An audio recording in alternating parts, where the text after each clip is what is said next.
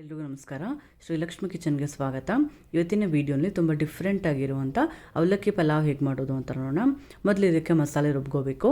ಒಂದು 2-3 ಚಮಚ ಆಗುವಷ್ಟು ಕಾಯಿ ತುರಿ, ಸ್ವಲ್ಪ ಶುಂಠಿ, ಹಾಗೆ ಒಂದು ಸ್ವಲ್ಪ ಬೆಳ್ಳುಳ್ಳಿ, ಹಾಗೆ ಒಂದು 7-8 ಹಸಿಮೆಣಸಿನಕಾಯಿ ಇದಿಷ್ಟನ್ನು ಹಾಕ್ಕೊಂಡು ಸ್ವಲ್ಪ ನೀರು ಹಾಕ್ಕೊಂಡು ಚೆನ್ನಾಗಿ ಅದನ್ನು ಗಟ್ಟಿಗೆ ರುಬ್ಕೊಂಡು ಇಟ್ಕೋಬೇಕು. ಜೊತೆಗೆ ಈಗ ಒಂದು ಬಾಣಲೆಗೆ ಒಂದು ಸ್ವಲ್ಪ ಎಣ್ಣೆ ಹಾಕೋತಾ ಇದ್ದೀನಿ. ಈಗ ಇದಕ್ಕೆ ಚಕ್ಕೆ, ಲವಂಗ, ಸ್ಟಾರು, ಹಾಗೆ ಒಂದು ಸ್ವಲ್ಪ ಜೀರಿಗೆ, ಒಂಚೂರು ಸೋಂಪು, 1-2 ಪಲಾವ್ ಎಲೆ, ಈಗ ಇದಿಷ್ಟನ್ನು ಹಾಕ್ಕೊಂಡು ಸ್ವಲ್ಪ ಅದು ಘಮ ಬರಬೇಕು. ಅಲ್ಲಿ ತನಕ ಒಂದು 2 ನಿಮಿಷ ಚೆನ್ನಾಗಿ ಅದನ್ನು ಫ್ರೈ ಮಾಡ್ಕೋತಾ ಇದ್ದೀನಿ. ಈಗ ಇದಕ್ಕೆ ತರಕಾರಿಗಳನ್ನ ಹಾಕ್ಕೋಬೇಕು. ಚಿಕ್ಕ ಚಿಕ್ಕದಾಗಿ ಕಟ್ ಮಾಡಿ ಇಟ್ಕೊಂಡಿರುವಂಥ ಈರುಳ್ಳಿ, ಕ್ಯಾಪ್ಸಿಕಮ್, ಟೊಮ್ಯಾಟೊ, ಹಾಗೆ ಕ್ಯಾರೆಟು, ಬೀನ್ಸನ್ನು ತೊಗೊಂಡಿದ್ದೀನಿ.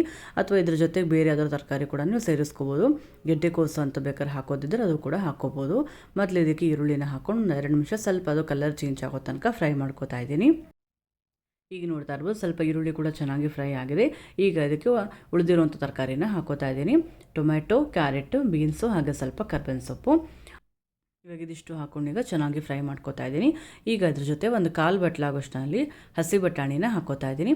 ಅಥವಾ ಹಸಿ ಬಟಾಣಿ ಇಲ್ಲ ಅಂತಂದರೆ ಫ್ರೋಝನ್ ಪೀಸ್ ಬರುತ್ತಲ್ಲ ಅದನ್ನು ಕೂಡ ಹಾಕ್ಕೋಬೋದು. ಈಗೆಲ್ಲ ಸೇರಿಸ್ಕೊಂಡು ಒಂದು 2 ನಿಮಿಷ ಚೆನ್ನಾಗಿ ಫ್ರೈ ಮಾಡ್ಕೋಬೇಕು. ಈಗ ಇದಕ್ಕೆ ಒಂದು ಅರ್ಧ ಚಮಚ ಆಗೋಷ್ಟು ಉಪ್ಪನ್ನು ಹಾಕೋತಾ ಇದ್ದೀನಿ. ಜೊತೆಗೆ ಒಂದು 1/4 ಚಮಚ ಆಗೋಷ್ಟು ಅರಿಶಿನ, ಉಪ್ಪು ಮತ್ತು ಅರಿಶಿನ ಹಾಕ್ಬಿಟ್ಟು ಚೆನ್ನಾಗಿ ಮಿಕ್ಸ್ ಮಾಡಿಬಿಟ್ಟು ತಟ್ಟೆ ಮುಚ್ಚಿಬಿಟ್ಟು ಇಟ್ಬಿಟ್ರೆ ಒಂದು 5 ನಿಮಿಷದಲ್ಲಿ ಕ್ಲೀನಾಗೆಲ್ಲ ಬೆಂದೋಗುತ್ತೆ. ಈಗ ನೋಡ್ತಾ ಇರ್ಬೋದು ಕ್ಯಾರೆಟು ಮತ್ತು ಬೀನ್ಸ್ ಎಲ್ಲ ಚೆನ್ನಾಗಿ ಇವಾಗ ಫುಲ್ ಸಾಫ್ಟಾಗಿ ಬೆಂದಿದೆ. ಈಗ ಇದಕ್ಕೆ ನಾವು ಮೊದಲೇ ರುಬ್ಕೊಂಡು ಇಟ್ಕೊಂಡಿದ್ವಲ್ಲ ಮಸಾಲೆ ಅದನ್ನ ಈಗ ಹಾಕೋತಾ ಇದ್ದೀನಿ. ಈಗ ನೋಡ್ತಾ ಇರ್ಬೋದು ಈ ಥರ ನಾವು ಗಟ್ಟಿಗೆ ನಾವು ರುಬ್ಕೋಬೇಕು. ಯಾಕಂದರೆ ನಾವು ಇದಕ್ಕೆ ಅಕ್ಕಿ ಹಾಕಲ್ವಲ್ಲ, ಹಾಗಾಗಿ ಮಸಾಲೆ ಸ್ವಲ್ಪ ಜಾಸ್ತಿ ನೀರಾಗಿದ್ಬಿಟ್ರೆ ಅದು ತುಂಬ ಮುದ್ದೆ ಅಂತ ಅನ್ನಿಸ್ಬಿಡುತ್ತೆ. ಅವಲಕ್ಕಿ ಚೆನ್ನಾಗಿ ಒದ್ದುದ್ರಾಗಿ ಬರಲ್ಲ. ಹಾಗಾಗಿ ಸ್ವಲ್ಪನೇ ನೀರು ಹಾಕ್ಕೊಂಡು ಗಟ್ಟಿಗೆ ಅದನ್ನು ರುಬ್ಕೋಬೇಕು. ಈಗ ಇದಕ್ಕೆ ಸಣ್ಣ ಸಣ್ಣದಾಗಿ ಹೆಚ್ಕೊಂಡಿರುವಂಥ ಪುದೀನಾನ ಹಾಕೋತಾ ಇದ್ದೀನಿ. ಜೊತೆಗೆ ಈಗ ಮೊದಲೇ ನೆನೆಸ್ಕೊಂಡು ಇಟ್ಕೊಂಡಿರುವಂಥ ಅವಲಕ್ಕಿನ ಹಾಕೋತಾ ಇದ್ದೀನಿ. ಈಗ ನೋಡ್ತಾ ಇರ್ಬೋದು ಈಗ ಚೆನ್ನಾಗಿ ಉದುರುದುರಾಗಿ ನೆನೆಸ್ಕೊಂಡು ಇಟ್ಕೊಂಡಿದ್ದೀನಿ. ಜೊತೆಗೆ ಈಗ ಲಾಸ್ಟಲ್ಲಿ ಸ್ವಲ್ಪ ಕೊತ್ತಂಬರಿ ಸೊಪ್ಪನ್ನು ಹಾಕ್ಕೊಂಡು ಚೆನ್ನಾಗಿ ಇವಾಗ ಮಿಕ್ಸ್ ಮಾಡ್ಕೋಬೇಕು.